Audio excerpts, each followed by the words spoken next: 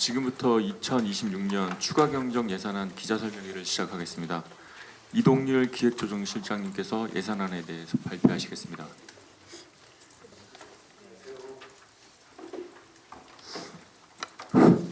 안녕하십니까. 기조실장 직무대리 이동률입니다.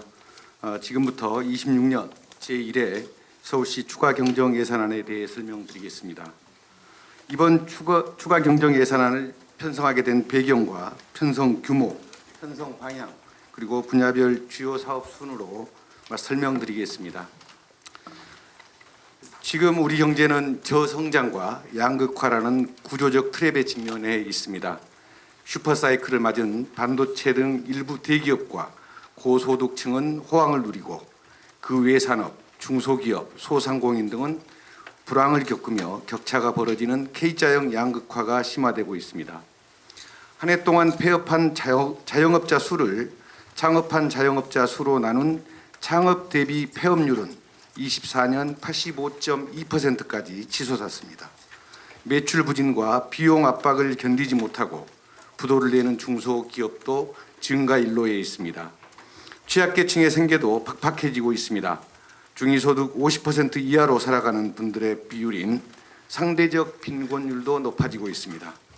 소득의 불평등도를 나타내는 지니계수도 상승하며 우리 사회의 소득 격차가 점점 벌어지고 있음을 보여줍니다. 서울시는 경제적 어려움을 극복하고 민생 경제 구석구석까지 활력이 퍼질 수 있도록 전폭적 지원을 해왔습니다. 26년 본 예산에는 역대 최대 규모인 52조 원을 편성하고 예산의 30% 이상을 약자와의 동행에 할당하여 촘촘한 사회 안전망을 구축했습니다. 또한 역대 최대 규모의 공공 일자리 22만 개를 제공해 취약계층의 생계 안정을 돕고 중소기업과 소상공인의 경영 안정에 5,291억 원을 편성했습니다.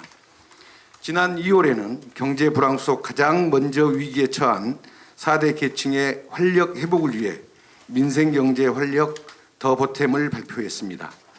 4개 분야 25개 사업을 통해 총 2조 7,906억 원을 지원하겠다는 계획을 세우고 하나씩 실행에 옮기고 있습니다.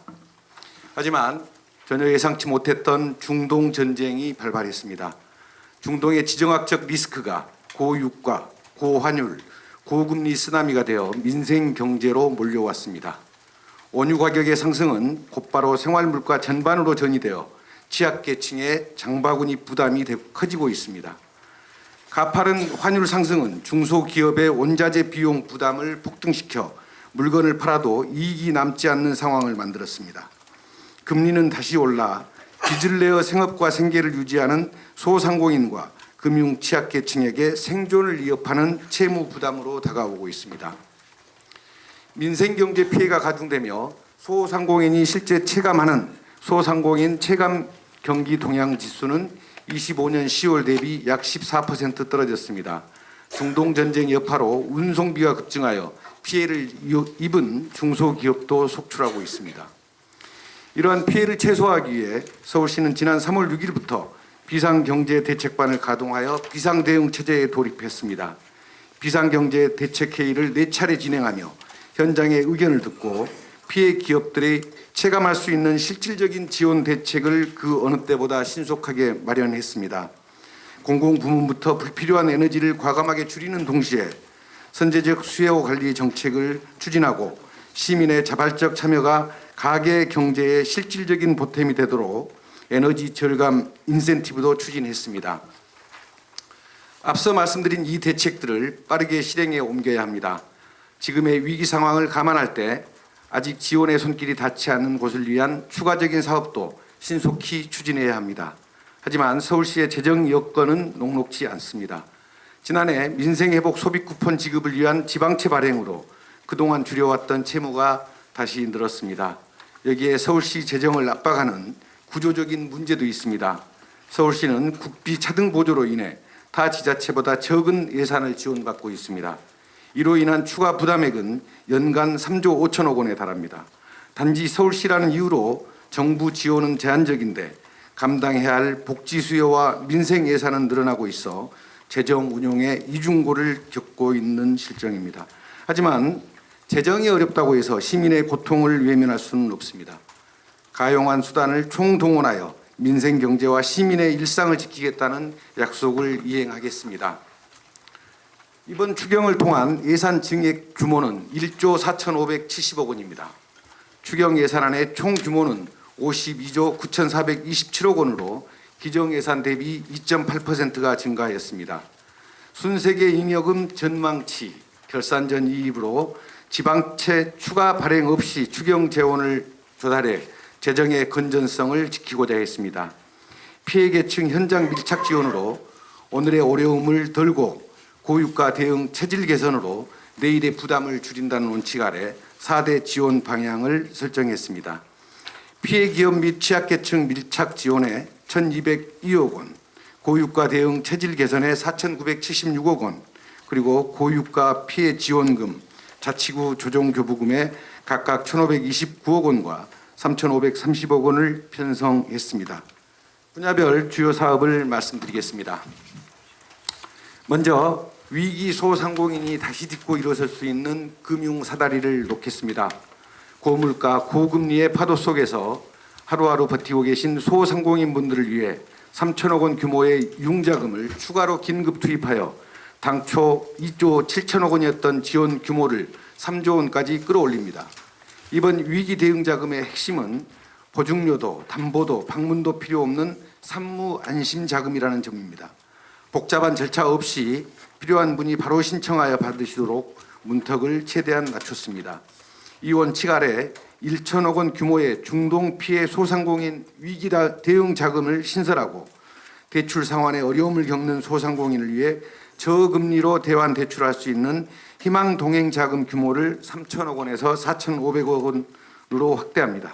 또한 서울 배달 플러스 땡교에 가입한 소상공인에게 저리 융자를 해주는 배달 상생 자금은 신한은행과 협력하여 200억 원에서 400억 원으로 중저신용 소상공인을 대상으로 보증 및 대출을 지원하는 신속 드림 자금은 카카오뱅크와 협력하여 500억 원에서 800억 원으로 늘립니다.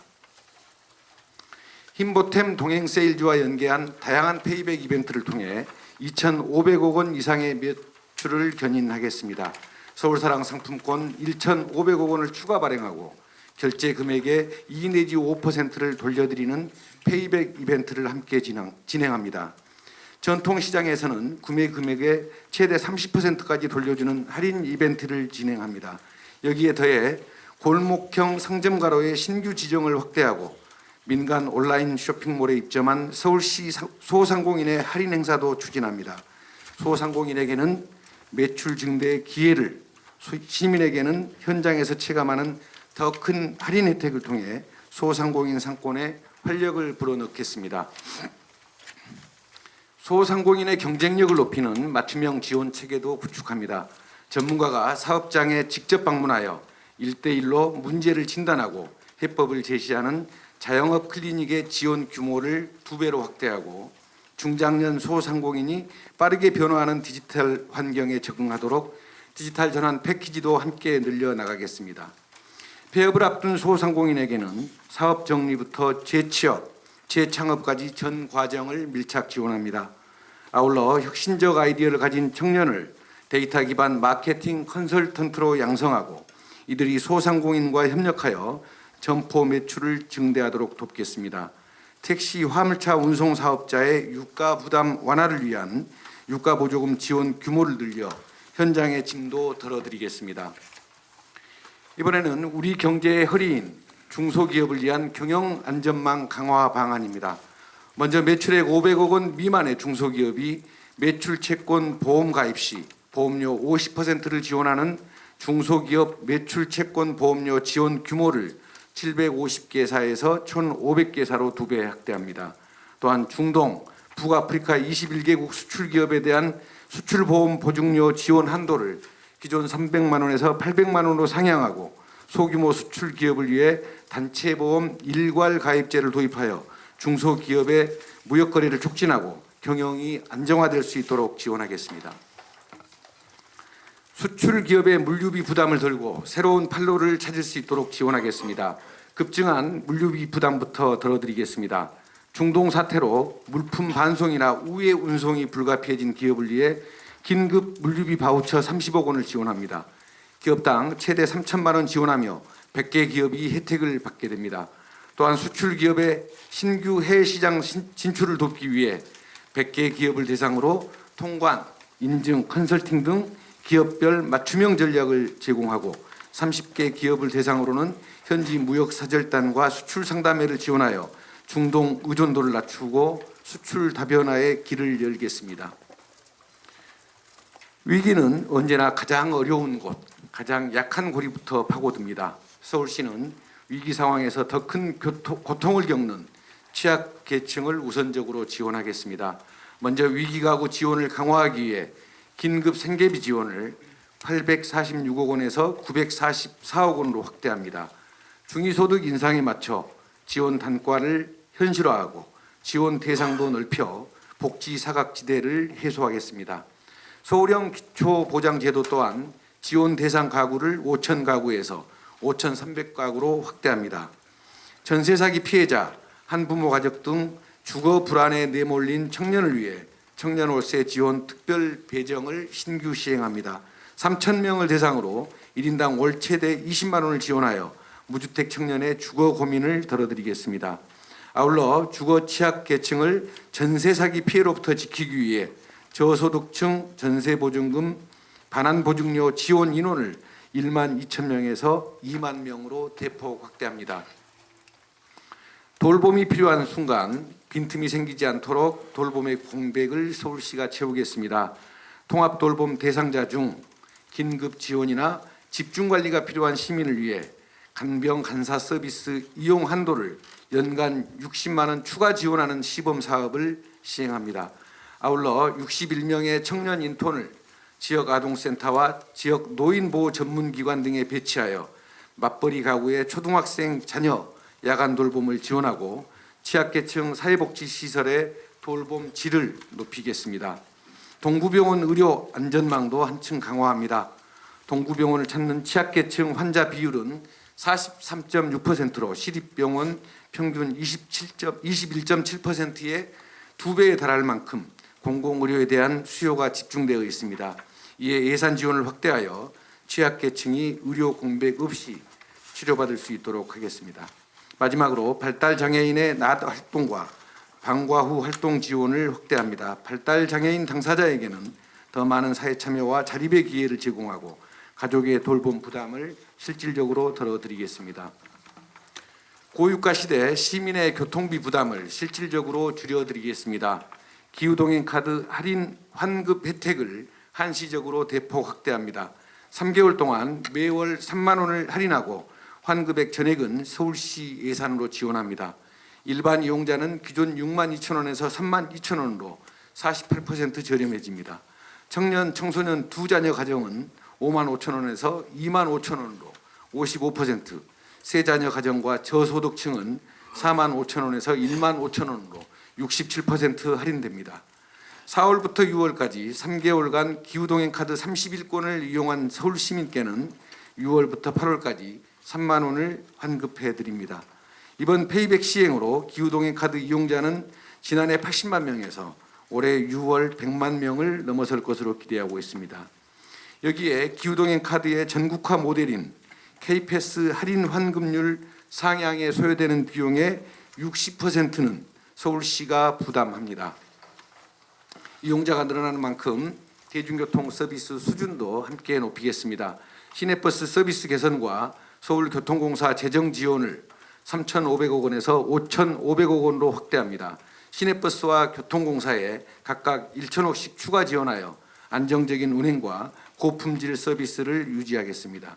장애인 버스 이용 수요 증가에 맞춰 버스요금 지원 대상을 연 169만 명으로 확대합니다. 교통약자도 불편 없이 서울의 대중교통을 이용할 수 있도록 지원하겠습니다. 유가 상승기에 내연 차량의 친환경 전환을 확대합니다. 수소버스를 기존 35대에서 70대로 2배 확대 도입하고 전기차로의 전환도 서두르겠습니다. 기존 70대 수준이었던 전기버스 전환 대수를 376대까지 대폭 확대하고 전기 화물차 역시 1779대에서 2,337대로 늘리도록 하겠습니다. 마지막으로 정부 추경에 대응하여 고유가 피해 지원금 12부담분을 편성하고 자치구 조정교부금 지원도 신속히 추진하겠습니다. 앞에서 말씀드린 바와 같이 서울시는 타 시도와 달리 정부로부터 보통 교부세를 교부받지 못하는데도 고유가 피해 지원금 국고 보조율은 타 시도보다 10% 낮은 70%에 불과합니다. 그뿐만 아니라 서울 시민은 수도권에 산다는 이유로 피해 지원금도 덜 받는 구조입니다. 재정 분담은 더하고 혜택은 덜 받는 역차별입니다. 그러나 서울시는 불합리한 구조 속에서도 시민의 삶을 지키기 위해 이번 추경을 통해 고유가 피해 지원금 12부담분을 차질 없이 편성 지원하겠습니다. 아울러 자치구 대상 조정교부금을 신속히 지원하여 자치구가 민생 현안과 추경 편성을 위한 재원을 확보하도록 돕겠습니다. 지금까지 26년 제1회 추가 경정 예산안에 대해 설명드렸습니다. 이번 추경은 당면한 위기를 타개하는 동시에 위기 이후를 내다보는 전환의 토대를 쌓는 출발점이 될 것이라고 생각합니다. 현장에서 체감되지 않는 대책은 아무 의미가 없다는 원칙 아래 의회 의결 즉시 예산을 신속히 집행해 시민의 삶을 지키는 데 모든 역량을 집중하겠습니다. 감사합니다. 네, 다음으로 기자단 질의응답 시간을 갖도록 하겠습니다. 질문하실 기자님께서는 손을 들어주시기 바랍니다. 뉴데일리 김승환 기자님. 네, 이게 보다가 대중교통 이용 활성화를 위해서 지원하는 4,695억 원 중에 이해 안 되는 게 있어서 하나 질문드리려고 하는데요. 시내버스랑 그 교통공사에도 1,000억씩 지원을 하잖아요. 네네. 네, 이게 대중교통 이용 활성화랑 어떤 상관이 있는지가 첫 번째로 궁금하고, 특히 시내버스 같은 경우에는 고유가든 아니면 운영을 늘리든 서울시에서 재정 지원이 더 늘어날 수밖에 없는 구조인데 거기다가 1,000억을 다시 얹어주는 건지 아니면 그게 1,000억 늘어나는 건지 궁금합니다. 일단은 대중교통에 대한 것은 수요가 증가할 것은 분명한 사실이지 않습니까? 이때 이제 재정적인 안정성을 확보해 줌으로써 필요한 투자에도 추가 충당할 수 있도록 하겠다라는 그런 취지입니다. 특히 교통공사 같은 경우는 노후 시설이 많기 때문에 저희들이 이번에 추가로 1,000억을 투자함으로 인해서 노후 시설에 대한 안전 교체랄지 이런 부분들에 투자할 수 있을 거라고 생각합니다.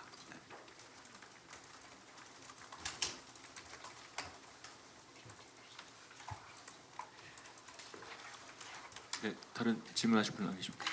네, 페네님 마이크 성재림 기자님. 안녕하세요. 펜앤마이크 성재림이라고 합니다. 전 청년월세 특별배정 관련해서 좀 질문 드리고자 하는데요. 이제 기존 청년월세 지원 사업이 있지 않습니까? 이제 거기도 이제 생애 1회 지원이고 이번 청년월세 특별배정도 생애 1회 지원입니다. 그래서 기존 이제 조건들을 보면은 기존 청년월세 지원 사업과 지원 대상이나 조건이 거의 동일한데 이제 이번 청년월세 특별배정의 경우에는 뭐 전세 사기 피해자나 한부모 가족 등이라는 점이 좀 더해졌다는 조건밖에 추가된 게 없는데 기존 청년월세 지원 사업에서 이제 대상자가 15,000명에서 3,000명 더 추가된 거라고 보면 될지 일단 궁금하고요. 두 번째는 이제 기존 청년월세 지원의 경우에는 이제 구간을 4개로 나눠서 이제 세부 선정하고 나머지는 무작위 추첨으로 진행해서 선정을 하는데 이번 청년월세 특별배정도 동일한 선정 기준을 가지고 가는지 궁금합니다. 질문이 너무 고차원이어서 우리 주택실의 국장님한테 답변을 좀 보고 말씀드리겠습니다. 기존에는 저희가 이제 그 청년 국토부에서 지원하는 청년 월세가 있었고 서울시 자체적으로 시행하고 있는 청년 월세 사업이 있었는데 이제 무주택 청년 그러니까 독립 가구를 대상으로만 저희가 청년 월세를 지원을 했었습니다. 그러다 보니까 굉장히 좀 많은 사각지대가 발생하는 부분이 있었고요. 그러니까 전체 청년 가구 중에서 이제 1인 가구가 이제 67% 정도고 나머지 또 이제 뭐 신혼부부가 한 17% 또 한부모 가구가 뭐 한 4% 정도 되는데요. 이런 그 사각지대에 있는 청년 세대까지 저희가 이제 지원하자는 이제 취지에서 전세 사기 피해자, 그리고 또 한부모 가족, 그리고 월세 거주 무자녀 신혼부부, 그리고 청년 안심주택에 거주하고 있는 청년층까지 사실은 이제 이번에 확대를 하게 됐습니다. 그래서 그리고 그 말씀하신 이제 구간별로 나눠 가지고 하는 부분, 이 부분은 이제 그 소득 기준이라든지 이런 부분들은 구간별로 하는 거는 그대로 적용을 할 계획입니다. 네, 아시아투데이 박수기입니다. 두 가지 질문 드리고 싶은데요. 그 먼저 순세계 잉여금으로 재원을 충당한다고 했는데 혹시 2025년 회계연도 아직 결산이 아직 안 끝난 걸로 알고 있는데 이게 규모를 어떻게 추산을 하신 건지 설명 부탁드리고요. 그리고 지금 국고 보조율 역차별 이야기를 계속 하시는데 시장님도 그러시고요. 혹시 이거를 정부에 공식적으로 이의 제기하실 계획은 있으신지 궁금합니다. 일단 두 번째 질문부터 답변드리겠습니다. 국고 보조율에 대한 역차별은 이번에도 했고 지난번에도 했고 계속 시정을 요구했던 사안입니다. 그리고 순세계 잉여금은 이제 의회에서 최종적으로 정산하고 의결하는 단계는 남아 있습니다만은 실무적인 차원에서는 확인이 됐습니다.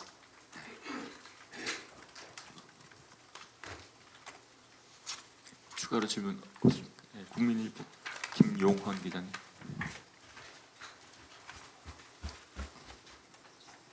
네, 국민일보 김용원입니다. 이거 고유가 피해 지원금 그 자치구가 12% 부담하고 서울시가 18% 부담하는 이 부분 자치구랑 협의가 된 부분인지가 궁금하고요.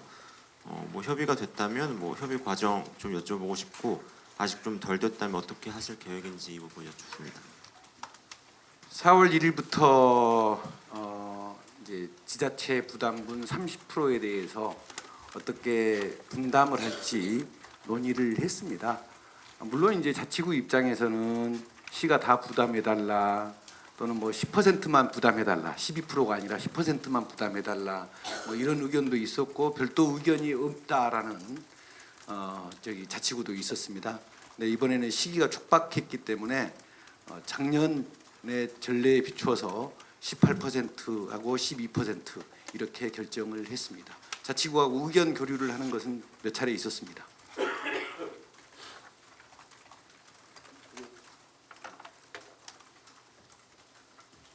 추가로 질문 없으십니까? SBS 윤나라 기자님. 네, 시장님 안녕하세요. 저 SBS 윤나라 기자입니다. 그 보도 자료에도 쓰셨지만 신속한 집행이 중요할 것 같은데 뭐 사업별로든 전체적으로든 집행 완료 시점을 언제까지로 혹시 잡고 계신지 궁금합니다. 일단 정부는 그 피해 지원금은 4월 27일부터 접수를 받아서 8월 31일까지라고 했고요. 그것은 전국적인 기준이니까 시구도 그 기준에 맞춰야 될 것 같고요. 그리고 나머지 부분들에 대해서는 뭐 일단 뭐 상황이 발생하면 빨리 소진될 수도 있을 거고 안 그러면 좀 더 지연될 수도 있겠습니다만은 다른 사업들에 대해서는 예를 들어서 뭐 기동카 같은 경우는 3개월 한시다라고 분명하게 말씀을 드렸고요. 다른 사업들에 대해서는 접수하고 결정하고 지원하는 데 있어서 최대한 신속하게 하겠습니다만은 이 돈을 언제까지 다 쓰겠다라는 그런 목표 일정은 없습니다.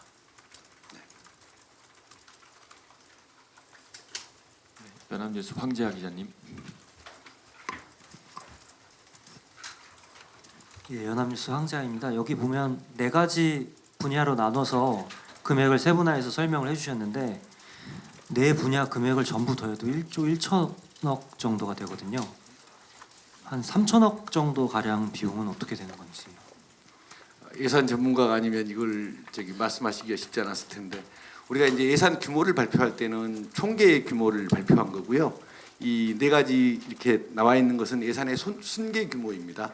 그래서 이제 회계별로 돈이 어떤 데는 좀 여유가 있고 어떤 데는 부족한 데가 있고 했을 때는 이관하다 보니까 총계 규모로 그렇게 되는 거고 순계 규모는 지금 우리 황 기자님께서 말씀하신 부분이 맞습니다.